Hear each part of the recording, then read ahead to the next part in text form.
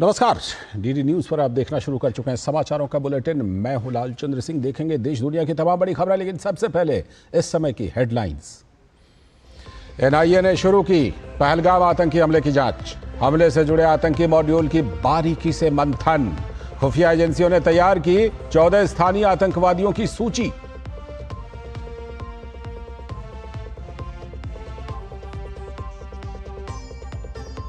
आतंकवाद के खात्मे को लेकर सरकार एक्शन मोड में। सीडीएस अनिल चौहान और रक्षा मंत्री राजनाथ सिंह की सुरक्षा तैयारियों को लेकर अहम बैठक। उधर जम्मू कश्मीर में अब तक 10 आतंकियों के घर ध्वस्त।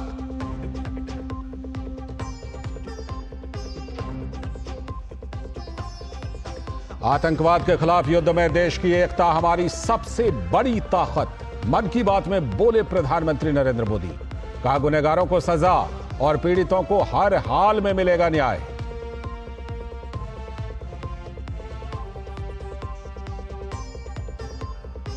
पाकिस्तानी नागरिकों के भारत छोड़ने का आज अंतिम दिन। पहलगाम हमले के बाद पाकिस्तानी नागरिकों को जारी वीजा किया गया है रद्द। तय सीमा के बाद अवैध रूप से रहने वालों पर होगी कार्रवाई।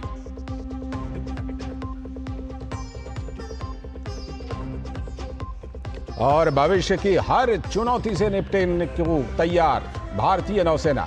एंटी शिप मिसाइलों का सफल परीक्षण। नौसेना का संदेश, देश के समुद्री हितों की रक्षा के लिए हमेशा तत्पर।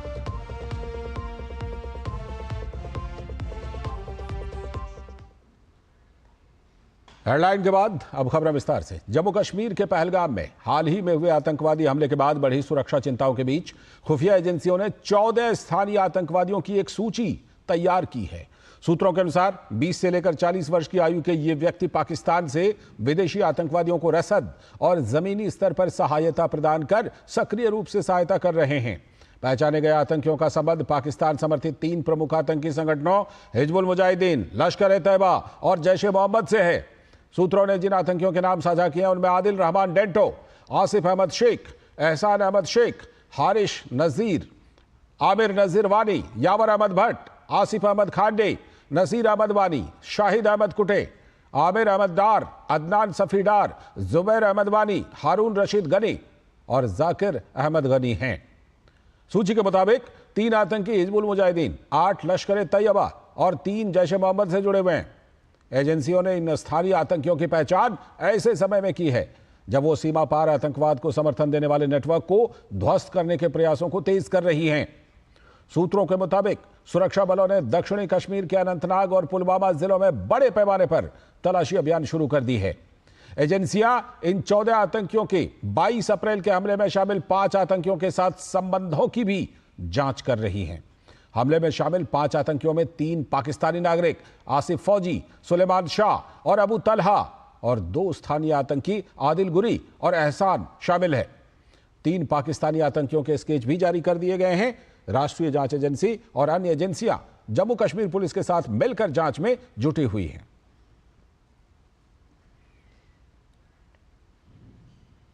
और इस बीच आतंकवादियों और आतंकी संबंधों पर अपनी व्यापक कार्रवाई जारी रखते हुए सुरक्षा बलों ने बांदीपुरा जिले के चोटीपुरा गांव में एक आतंकवादी के एक और घर को ध्वस्त कर दिया। पहलगाम के बैसरण मैदान में 22 अप्रैल को हुए आतंकी हमले के बाद से अब तक कश्मीर में आतंकियों के 10 घरों को ध्वस्त किया जा चुका है। इस हमले में 26 लोगों की मौत हो गई थी। पहलगाम आतंकी हमले के लिए जिम्मेदार 2 स्थानीय आतंकियों आसिफ शेख और आदिल हुसैन ठाकुर के घरों को सुरक्षा बलों ने 2 दिन पहले ही ध्वस्त कर दिया था। गांदेरबल, बांदीपुरा, शोपियां, अनंतनाग, कुलगाम और पुलवामा में 8 और अन्य घरों को ध्वस्त कर दिया गया।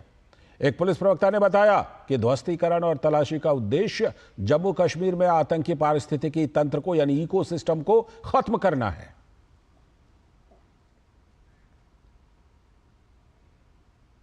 और इन सब के बीच मुख्य रक्षा अध्यक्ष चीफ सीडीएस अनिल चौहान ने रक्षा मंत्री राजनाथ सिंह से उनके आवास पर महत्वपूर्ण बैठक की। इस मुलाकात के दौरान सुरक्षा से जुड़े कई महत्वपूर्ण मुद्दों पर चर्चा की गई। पहलगाम आतंकी हमले के बाद आतंकियों के सफाये और भविष्य में सुरक्षा की रणनीति के लिहाज से इस मुलाकात को बेहद अहम माना जा रहा है। और पहलगाम आतंकवादी हमले के बाद पाकिस्तानी नागरिकों के लिए भारत द्वारा वीजा सेवाएं निलंबित किए जाने के बाद उनके वापस लौटने का आज आखिरी दिन है। तो मेडिकल वीजा पर आए हालांकि पाकिस्तानी नागरिकों के लिए लौटने की आखिरी तारीख 29 अप्रैल तय कर दी गई है। हालांकि लॉन्ग टर्म वीजा रखने वाले हिंदू पाकिस्तानी नागरिक भारत में रह सकते हैं और उनके वीजा पर कोई असर नहीं पड़ेगा। आधिकारिक आंकड़ों के मुताबिक 26 अप्रैल यानी शनिवार तक 294 पाकिस्तानी नागरिक अटारी वाघा बॉर्डर के रास्ते पाकिस्तान लौट चुके हैं, तो वहीं शनिवार तक 727 भारतीय नागरिक भी पाकिस्तान से वापस आ गए हैं। लौटने की पूरी प्रक्रिया के बाद गृह मंत्रालय द्वारा कुल आंकड़े जारी किए जाने की उम्मीद है। उधर जम्मू कश्मीर में पर्यटक प्राकृतिक सुंदरता का लुत्फ उठाने देश विदेश से आते हैं, तो पहलगाम में हुए आतंकी हमले के बाद अब वहां स्थिति धीरे धीरे सामान्य हो रही है। इसी कड़ी में अब शहर की प्राकृतिक सुंदरता का आनंद लेने के लिए पर्यटकों का श्रीनगर की डल झील पर पहुंचना जारी है। डल झील श्रीनगर का एक प्रमुख आकर्षण है, जो अपने हाउस बोट और शिकारा, जो कि पारंपरिक लकड़ी की नाव होती है, इसके लिए प्रसिद्ध है। आतंकी हमले के बाद यहां आए पर्यटकों की सहायता के लिए कश्मीर के स्थानीय लोग सामने आए। उन्होंने न केवल पर्यटकों की हर संभव मदद की, यहां आए पर्यटकों का यह भी कहना है कि हम डल झील की प्राकृतिक सुंदरता का आनंद लेने के साथ साथ शिकारा की सवारी का भी आनंद ले रहे हैं। इतना ही नहीं, बल्कि आतंकी हमले से आहत जम्मू कश्मीर के स्थानीय निवासी हमारे साथ खड़े नजर आ रहे हैं। साथ ही हमें भोजन और पानी से लेकर कई सुविधाएं देने में जुटे हुए हैं। हो गया हम लोग उधर से आया तो इधर बहुत अच्छा वेलकम हो गया हमारा। रेजिडेंस भी अच्छा है और घूमने का इधर भी बहुत अच्छा है। डरने का कोई जरूरत नहीं, सबको आना चाहिए इधर।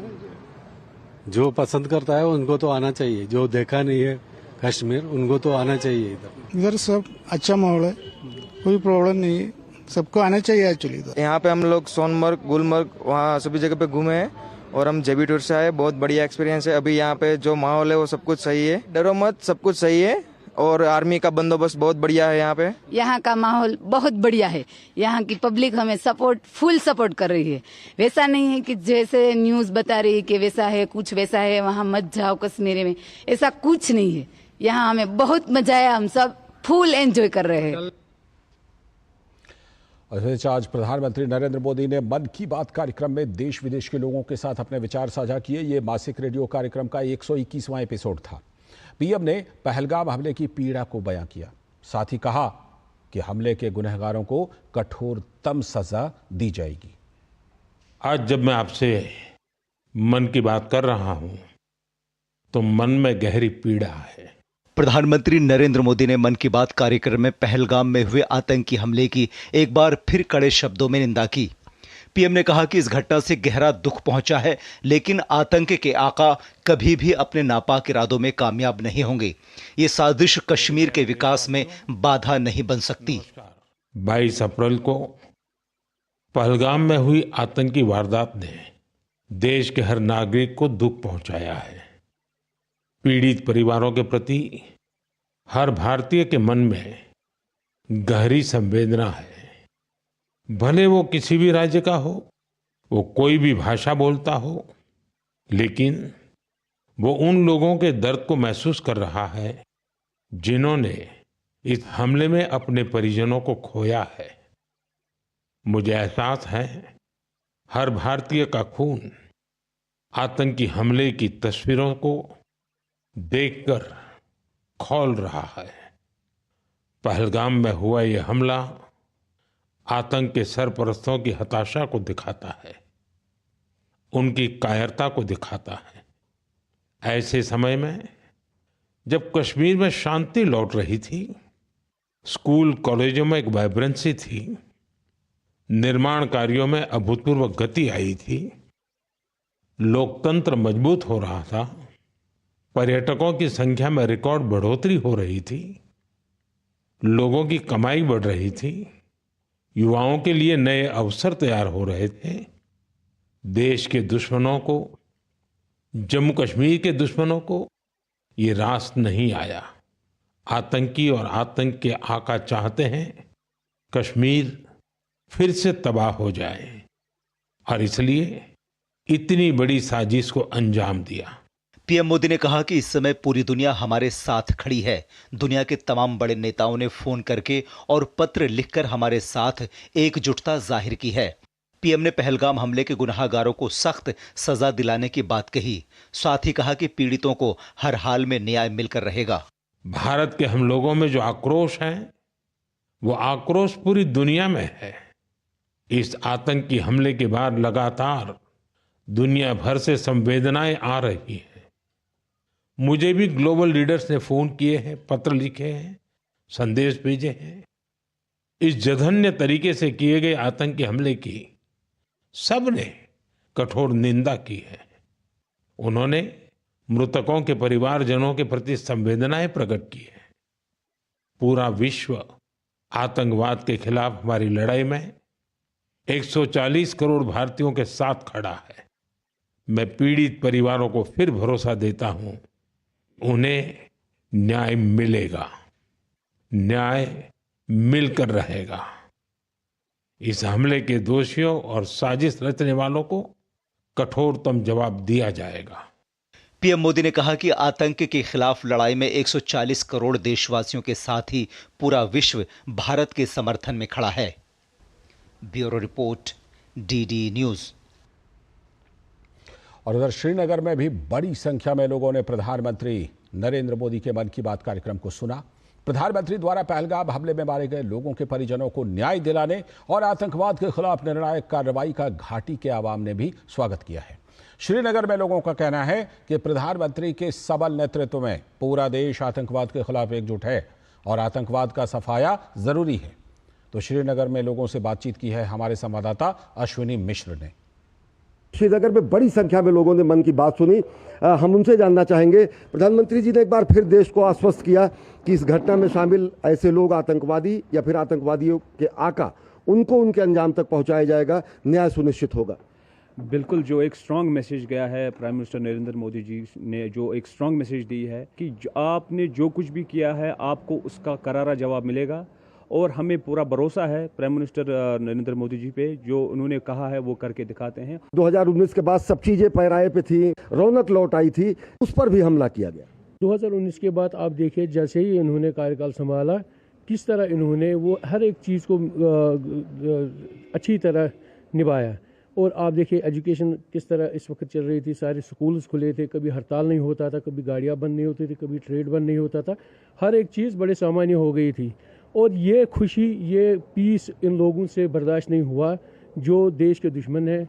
और आज हमने मन की बात में जब मोदी साहब को सुना है, बड़े दुखद अंदाज में उसने ये एक मैसेज दी, लेकिन एक स्ट्रांग मैसेज थी। ये आंसू नहीं थे, ये एक स्ट्रांग मैसेज थी उन दुश्मनों के लिए जिन्होंने इस अमन को खराब करने की कोशिश की। पिछले दिनों देखा बहुत तगड़ा प्रदर्शन हुआ, एहतजाज, मतलब लोग घरों से निकले, लाल चौक पर पहुंचे, कैंडल लाइट लेके सबने श्रद्धांजलि अर्पित की। कश्मीर से लेकर कन्याकुमारी तक पूरा देश उठ खड़ा हुआ है आतंकवाद के खिलाफ निर्णायक लड़ाई में। लोगों को भी अब पता चला, जम्मू कश्मीर के लोगों को भी, कि ये इन चीज़ों से कुछ नहीं निकलेगा। हम मोदी जी के साथ हैं, मोदी जी का विकास, सबका साथ सबका विकास में हम साथ दे देंगे और इसी देश को आगे हम बढ़ाएंगे। इसीलिए ये एक स्ट्रांग मैसेज है पूरे हिंदुस्तान को कि जम्मू कश्मीर पहली बार आज सड़कों पे आया इसके खिलाफ। दुनिया की सारी ताकतें हिंदुस्तान के साथ खड़ी हैं। प्रधानमंत्री नरेंद्र मोदी को सबने संवेदना भेजी है, एकजुटता दिखाई है।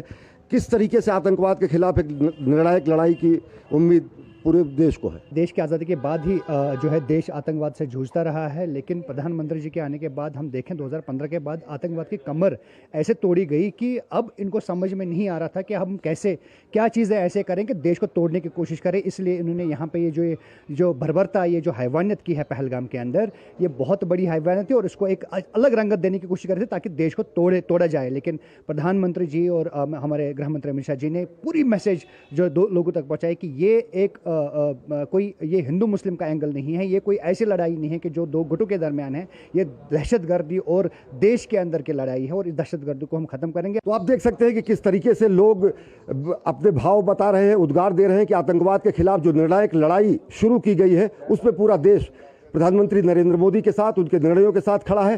कैमरा पर्सन पीयूष के साथ अश्विनी कुमार मिश्र, डीडी न्यूज, श्रीनगर। आगे हम आपको पहलगाम हमले से जुड़ी कुछ और खबरें दिखाएंगे, लेकिन फिलहाल वक्त है एक छोटे से ब्रेक का। Assam tea and the culture around it is so unique and integral to the identity of Assam that we can't even think of Assam without tea. 200 glorious years of Assam tea. The saga will continue for many more centuries to come.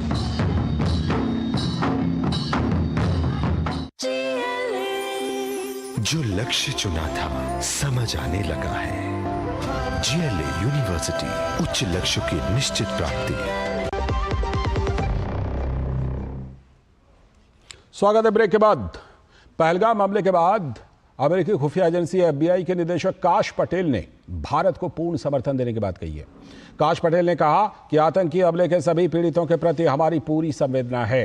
FBI निदेशक ने कहा कि पहलगाम हमला दुनिया के सामने आतंकवाद की बुराई से लगातार आने वाले खतरों की याद दिलाता है। इससे पहले अमेरिकी राष्ट्रपति डोनाल्ड ट्रंप ने भी प्रधानमंत्री नरेंद्र मोदी से फोन पर बात की थी और आतंकी हमले में मारे गए लोगों के प्रति अपनी संवेदना व्यक्त की थी। ट्रंप ने पहलगाम में हुए आतंकी हमले की निंदा करते हुए इसे जघन्य अपराध कहा था। साथ ही इस मामले में भारत को पूरा समर्थन व्यक्त किया था। इधर भाजपा के नेता प्रदीप भंडारी ने आतंकवाद को लेकर कांग्रेस पर दोहरा रवैया अपनाने का आरोप लगाया है। कांग्रेस नेताओं द्वारा पहलगाम आतंकी हमले पर की गई टिप्पणियों को लेकर कांग्रेस पर उन्होंने जमकर हमला बोला। उन्होंने कहा कि कांग्रेस आतंकवाद पर दोहरा रवैया अपना रही है। एक तरफ वो ऑल पार्टी मीटिंग में भारत सरकार के समर्थन की बात करती है, तो वहीं दूसरी तरफ उसके नेता पीड़ितों को अपमानित करने का काम करते हैं और पाकिस्तान को कवर फायर देते हैं।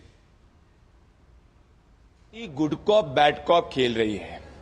एक तरफ अपने वचनों के जरिए ऑल पार्टी मीटिंग में कहते हैं कि हम कंप्लीटली समर्थन करेंगे, दूसरी तरफ अपने अलग अलग नेताओं से ऐसे बयान दिलवाते हैं जो विक्टिम्स को इंसल्ट करते हैं और एक तरीके से कवर फायर पाकिस्तान को देते हैं।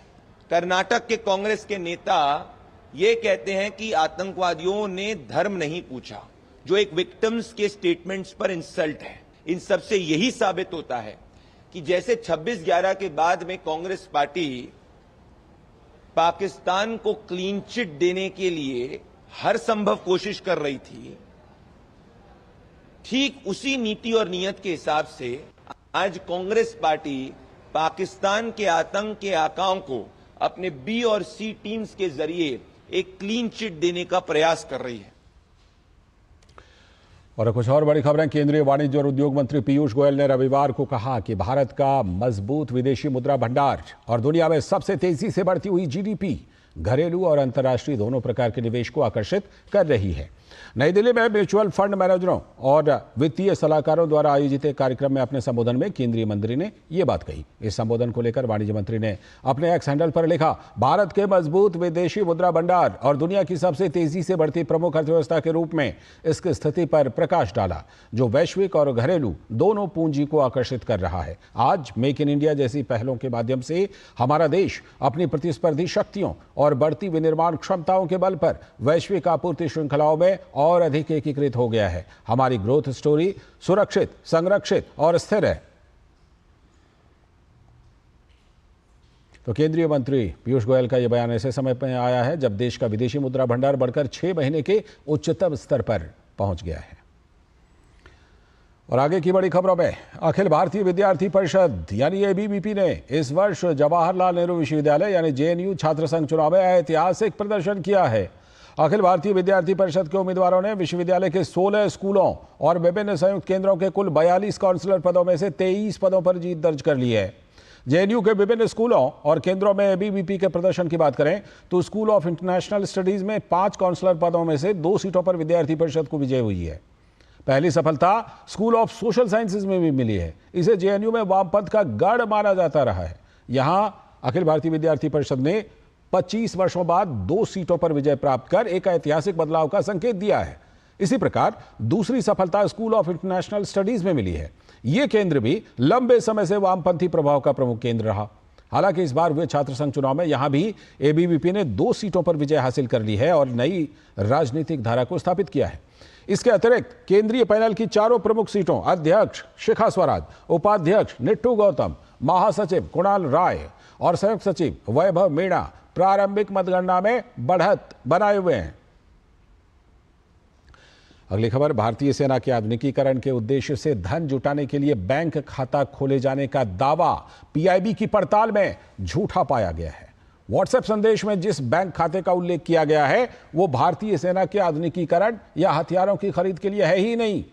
यह बैंक खाता अक्टूबर 2022 में सशस्त्र सेना युद्ध हताहत कल्याण कोष उन सैनिकों के परिवारों को तत्काल वित्तीय सहायता प्रदान करने के लिए बनाया गया था जिन्होंने सैन्य अभियानों के दौरान अपने प्राणों की आहुति दी थी या घायल हुए थे।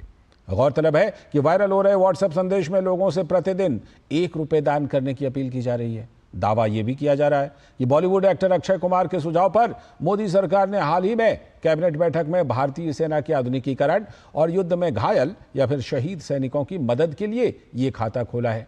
जबकि सच्चाई क्या है? सच्चाई यह है कि हाल फिलहाल ऐसी कोई कैबिनेट मीटिंग हुई ही नहीं है और ना ही ऐसा कोई फैसला लिया गया है। वायरल पोस्ट में यह भी कहा गया है कि इस फंड का उपयोग सेना और अर्धसैनिक बलों के लिए हथियार खरीदने में किया जाएगा, जो बिल्कुल गलत है, झूठा है। भारतीय नौसेना के युद्धपोतों ने लंबी दूरी के सटीक आक्रामक हमले के लिए प्लेटफॉर्मों, प्रणालियों और चालक दल की तत्परता को पुनः प्रमाणित करने और प्रदर्शित करने के लिए कई सफल एंटी शिप फायरिंग का सफलतापूर्वक परीक्षण किया है। इन परीक्षणों की जानकारी देते हुए नेवी की ओर से एक वीडियो भी जारी किया गया है। नेवी ने संदेश दिया है कि नौसेना किसी भी समय, कहीं भी, किसी भी तरह से राष्ट्र के समुद्री हितों की रक्षा करने के लिए तैयार है।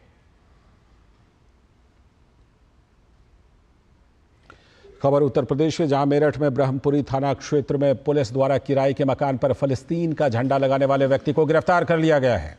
थाना ब्रह्मपुरी के माधवपुरम में आजम उर्फ आमिर खान ने अपने किराए के मकान पर फलस्तीन का झंडा लगा दिया था। सूचना मिलते ही ब्रह्मपुरी थाना पुलिस तुरंत कार्रवाई में जुट गई। पुलिस ने मौके पर पहुंचकर मकान से झंडा उतरवाया और मकान मालिक आजम को हिरासत में ले लिया। पूछताछ में आरोपी ने बताया कि झंडा उसके बेटे सुहेल ने लगाया है। इस पूरे मामले पर एसपी सिटी आयुष विक्रम सिंह ने बताया कि आरोपी को फलस्तीन के झंडे के साथ गिरफ्तार किया गया है और मुकदमा दर्ज कर लिया गया है। साथ ही आरोपी की मंशा का पता लगाकर आगे की कार्यवाही भी की जा रही है।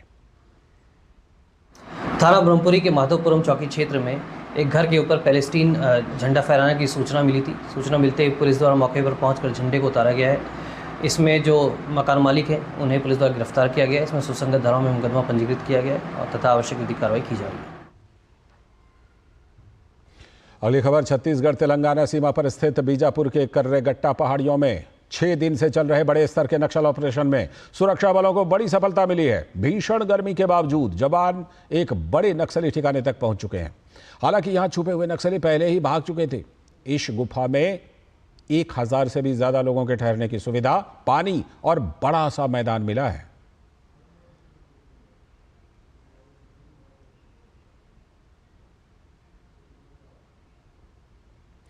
और बात मौसम की। भारतीय मौसम विभाग ने पूरे उत्तर भारत के लिए आने वाले 4 दिनों के लिए लू का येलो अलर्ट जारी कर दिया है। शनिवार को राजधानी दिल्ली का तापमान 43 डिग्री सेल्सियस के पार पहुंच गया।